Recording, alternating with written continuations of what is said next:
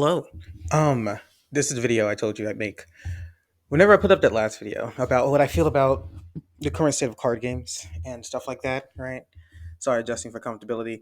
Anyway, so my main thing with card games right now is availability.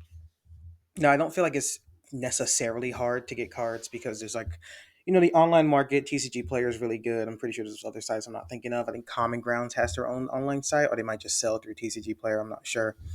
Regardless, you can buy cards online. The issue with that is I feel like when you do, they are at a markup and it's not always a small markup. It's always kind of a pricey one. For example, boxes which normally went for about $60 now go for around like 80 to 100, depending on what you're buying. And but a lot of the time it's towards the higher end.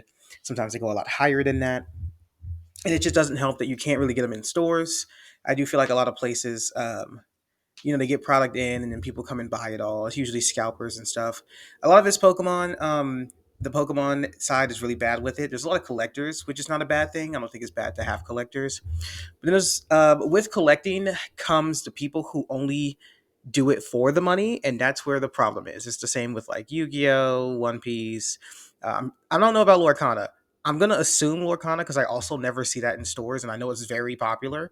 But most card games basically everything except Magic. I'll say this: outside of Secret Layer, which is the only thing I feel like is pricey from Magic, which at that point you also can only buy it, to my knowledge, online unless you go to like a dedicated MTG store. Like I think the Secret Layer stuff is expensive, but like if you want to just go out and buy Magic, I haven't had an issue. A lot of the stores around me still have Magic cards. It's not many, but it still has it. But specifically for the stuff that I do play, so Pokemon, One Piece, Yu-Gi-Oh. Like I said, I like to get into Lorcana, but I can never find the cards, so that's not going to happen anytime soon. Before we talk about this, is Rapunzel in Lorcana, and if she is she good? I'll play Rapunzel. I like Tangled a lot, but that's besides the point. Um, this has happened a lot with Pokemon, where a lot of people open Pokemon cards specifically to get the big hits and specifically to resell those big hits. You see a lot of people who were open packs go through it, they don't get a big hit. They don't care. It's all bulk, all to the junk. They don't care. They're not playing the game. They're just looking for the things. Nothing wrong with that. Being a collector is good. But then there's specifically people who they buy a ton of cards and they resell them. It's the resellers that are the big issue with Pokemon because you're going to have people who want to have collections. Pokemon's a collectible thing. Whole point is you got to catch them all. A lot of people are going to eventually want to collect the Pokemon cards, especially when you see like the special illustration rares and the full arts and like the gold rares and like the rainbow rares and like the ace cards and stuff. And they look all super sick, especially when we had the tag team stuff. Shout out APD. But when you get to that kind of stuff, especially when you get to the scalping side of things, it becomes very difficult to want to buy the cards because if I wanted to, for example, I think the most recent set is Surging Sparks. At the time of recording, I might be wrong, but I'm pretty sure that's the most recent set. At least I remember people talking about. Um, that's damn near impossible to find, and if I wanted to buy a box or ETB or something of it, it's like upwards of like $70 to $80 when they retail for 40. But it's because people have went out, they have bought them all, and they're trying to resell them at a higher market because Pokemon is so sought after, and that's kind of where the problems come in. I've mentioned before, this is kind of my own issue, and a lot of people don't have this issue, but I like opening cards versus buying singles. So, like I said, I'll buy singles when it's like the last card I need in the deck, or if I'm like one off from finishing something, or if I just need a couple more for the playset, I'll do it. But at the most of the time, I don't like buying singles. I rather just open the boxes, pull the cards myself, and go with it. But for Pokemon, you can buy singles and you can build decks that are really good, really cheap because Pokemon actually has good rarity distribution. And I mean that as in the sense of like the chase cards are usually alternate arts. For example, if there we go, the Dene EX, I believe of what it was, or was it GX? I think it was EX Dene. The one with Day Change. That had a normal rarity, but it also had like a really cool full art. So if you pulled the full art, it's like, oh shit, my Dene's better because I have the fancy Day Change. But you could have a lower rarity one that was more affordable. People weren't really looking for it for collection purposes. My neighbors are going crazy with the knocking. I don't know what's going on over there, but I'm not finna find out. Regardless, they have different rarities that the cards come in. So you can technically build any deck and well, not One Piece, Pokemon for pretty cheap. And that's a good thing. I think that's a good thing. However, because of the fact that it does have chase cards, it is just hard to find the cards if you just want to open a pack, and I do feel like that's an issue in itself. But it's one of those things that it can be solved, I guess, if they just print more. But then that goes into like you don't want to print too much of a set because what if it's not a popular set? People aren't buying it. Then it's going to sit in stores for forever. I know this happened a lot with Yu-Gi-Oh when they were doing those like theme decks. Like they did like the Storm one that the only good card in it was Baron. Then they did the Water one, which had like nothing good in it except the Marin set stuff, which I bought it for, but I think that's about it. Regardless, getting to the point where it's just hard to find the stuff out in the wild. It's the same for Yu-Gi-Oh, where it's like you can barely find Yu-Gi-Oh product in the wild. You used to be able to just to go to like your local store, find some good Yu-Gi-Oh stuff and buy it. Now, if you do go to a store, it's usually a local card store, and the prices are kind of marked up. I've noticed that recently as well. Like even my local card stores are marking prices up, and it kind of dissuades me from going there as well. Especially when we get to things like One Piece, because listen, with One Piece, Digimon, and the Dragon Ball card game, think it's called Fusions now. With Dragon Ball Fusions, Digimon, and One Piece, Bandai is the runner of those. They run those three card games. They make pretty good card games. I think all three of those games have their own flaws, but I think for the most part, those are the three best card games out there right now. Maybe Pokemon, but I love those three. Just they're very unique in how they play. They play very well. They're easy to get into. Um, I think those three games are really great. I mean, every game has flaws, so nothing's perfect, but those are the closest we have to the perfect.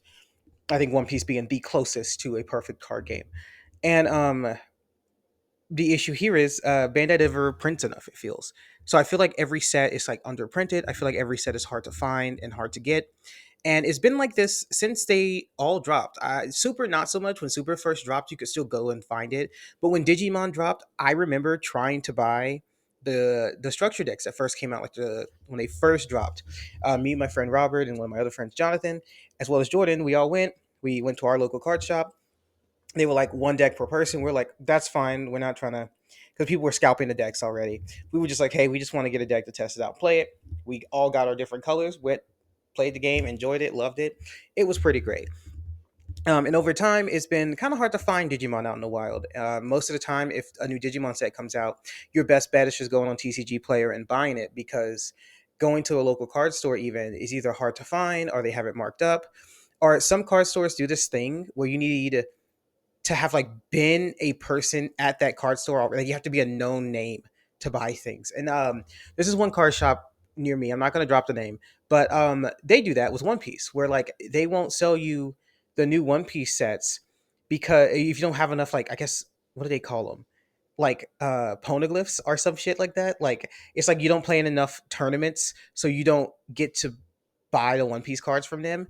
But then it's the thing of like, well, then how can I play in the tournaments if I can't buy the One Piece cards to play? Like, if you're just a brand new person who wants to get into One Piece, you can't go to that store and do that because they just generally will not let you play. And it's kind of dumb. So I don't know. I feel like the pricing's kind of an issue. Like I said, it's mostly just people buying them as soon as they hit the store shelves. I wish I had the time to be like, oh, this Target or whatever stocks at 3 a.m. and I could just wait. But unfortunately, I have a thing called a job, so I can't do that too often. I would. I'm be honest. I'm not gonna lie. At this point, it'd be just so much nicer to just buy cards at like standard MSRP that like I would sit outside of a of a Target for hours if I was able to. I'm not even gonna lie to you guys. Regardless, I think that's a big factor. A lot of people don't like buying things online because buying stuff online is there's a higher chance you can get scammed. Obviously, if you can just buy a box in person, there's less likely that there's going to be something wrong with the box or they didn't go through the box. Or and if you're buying packs or something online, it's the whole like pack weighing and all that other stuff. So it's like a lot of issues that come with buying cards online. And TCG Player is really good about having like really good sellers. I really haven't had many problems on TCG Player for most part. And usually, if I do have an issue on TCG Player, it is resolved pretty quickly. But it's still the fact of like that's a lot of extra hassle that you wouldn't have to do if you could just go and buy the cards. And I do feel like that's a big turnoff for people, which kind of sucks because I would like more people to be into the card game. And I do feel like people who are only in it for the monetary value are hurting the games as a whole. And to them, it doesn't matter because they're not playing the games, right? At the end of the day, if these games live or die, it doesn't matter. But for the people who do play the games, obviously we want all of our games to succeed because the more games we can play, with more people, the better it's going to be. We have hobbies, we want to share those things, but I don't know. It's a big issue. I guess it's just scalping as a whole is the biggest issue. I don't think collecting purposes is wrong. There's people who just collect like Yu-Gi-Oh cards too, and I think that's pretty dope. I love seeing like big collections when people show me like their Pokemon or Yu-Gi-Oh, their One Piece. I think those are nice, but I do think there is a point where it's like, okay, there's collecting, and then there's specifically just scalping, where they just have like seven unopened boxes, and they're like, I'm waiting for these to become like $200 a piece so I can sell them.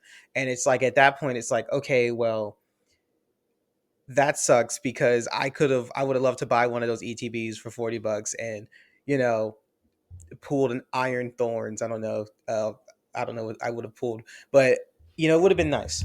I do feel like it kind of hurts the games as a whole, but I guess that's my only issue with card games is just the scalping. I feel like it really hurts them because I feel priced out of a lot of it because of how it is run. I just feel priced out. Now, Vice has his own thing about why I feel priced out, and that's just because they don't release sets multiple times. Usually they'll do a couple of reprint sets or reprint runs or whatever, but they don't really do them too often. So like the older sets are obviously more expensive, and that makes sense, but um that's the only reason I feel priced out of Vice. Other than that, I feel like Vice, they have a good system because a lot of the times there's barely any stores that sell it. You really just buy it from like the company, and I think that's kind of the best way to do it. I mean, there's places on TCG Player that get boxes and cases and stuff you can buy from them, but for the most part, you can just go to like their website and buy the cards, which I think is very nice. I guess Celestrals does the same thing. It's not really big, but I have my own issues with Celestrals. That'll be its own video, actually. I do have a lot to talk about when it comes to Celestrals, but I do think honestly the way they do it, where you can just buy that stuff from them, like there's an Celestrals store website. I think that's such a good way to do it. And I wish it would be the same for like Pokemon and stuff, but then again, bots exist, right? So I guess it'd still be an issue. Regardless, if you play card games, have you noticed any of this affecting you? If it doesn't affect you, tell me how your life is better than mine. If there are any card games that you enjoy that you would like me to talk about, even if I haven't played them, I'll give them a shot. I know like Fire Emblem Cypher is one that I'd like to make a video on at some point, although it's damn near impossible to get those cards. I have played it once or twice. I do like the idea of a time Fire Emblem Cypher. Regardless, if there's a card game you want me to play and talk about, let me know. Um, and yeah, I think that's going to be it. Yeah, thank you for letting me waste your time. I think I'm going to call it here. Thank you.